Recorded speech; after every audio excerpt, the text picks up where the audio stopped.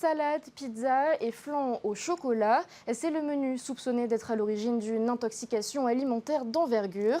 Hier, une quarantaine d'internes du lycée et professionnels de Mahina ont passé la nuit aux urgences. Rarhao Maha Sheong, Heimanu Manuthei et Naya Bennett ont recueilli leurs témoignages. Regardez. Douleurs à l'estomac et vomissements, les internes du lycée de Mahina ont vécu une nuit d'horreur. Alors forcément, l'intoxication alimentaire est suspectée. Les élèves et leurs amis sont encore sous le choc.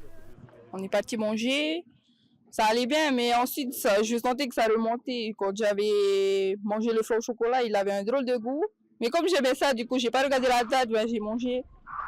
Et ensuite, après, je sentais que ça remontait. Je me suis retenue et quand j'ai entendu les filles courir tous en même temps aux toilettes pour aller vomir, j'ai couru aussi aux toilettes pour vomir. Et je me suis inquiétée parce que c'est quand même dangereux. Genre, on paye la cantine et c'est vraiment cher. Et eux, ils nous donnent quoi des aliments, c'est périmé. Mais quand j'ai vu les toilettes de l'école, c'était vraiment bouché de chez bouché. Avec tous les enfants qui ont vomi, tout ça. Je voyais plein d'ambulances avec les gendarmes et plein d'enfants dans le couloir qui attendaient leur tour avec les pompiers pour avoir la température, tout ça. Voici, vomissait encore.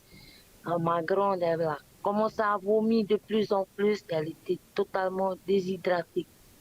Mais selon les autorités sanitaires, la cantine de l'internat ne serait pas incriminée. Alerté, le bureau de veille sanitaire de l'Arras et le centre de santé environnementale ont mené des investigations sur place dès la première heure.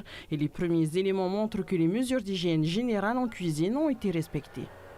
Donc suite à cette première investigation, on n'a pas encore tout à fait les conclusions, c'est un petit peu tôt, mais on a déjà pu vérifier qu'il n'y avait pas d'anomalie en cuisine. Donc a priori, on ne met pas en cause l'internat qui fait bien les choses. Et donc on s'oriente plus sur un aliment du dîner contaminé.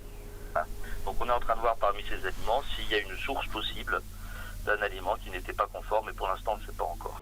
En attendant les conclusions de ces investigations, les équipes pédagogiques et médicales restent mobilisées pour assurer le suivi.